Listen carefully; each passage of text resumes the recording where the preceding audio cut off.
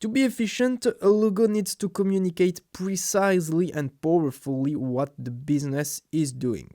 As a logo designer, your first job is to discover, understand, and assimilate what the topic of the business is about. You can do that by many ways. Talking with a specialist, watching online videos, browsing websites of competitors, listening interviews of experts, or basically anything that you need to be able to put the business in a simple symbol. The second step is to actually understand your target. Who are your clients? For whom are you building this business?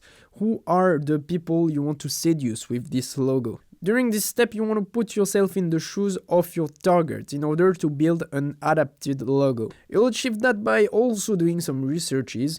You may discover some particularities. For example, if you are doing a logo about trading or finance, you want to avoid red as it's the color associated with lust. Be also aware about cultural differences and difference of association, because we don't all associate the same feeling to the same color or to the same symbol and so on. Your goal as a logo designer here will be to avoid misinterpretations that could lead your logo to a big fail. The last but not least task is to gather inspiration. How do you do that? Well, you look at what competitors did. Because an innovative idea is most of the time a combination of old ideas, having a look on other similar projects may help you.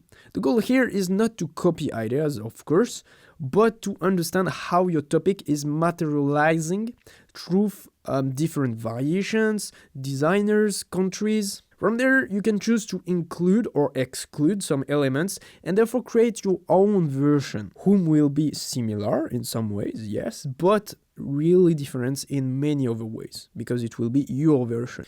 When it comes to design, remember that we look first for efficiency. We want our target to understand quickly what we do and that they memorize our logo. So it's not really recommended to go for something that breaks the rules and reinvent the wheel. Really not.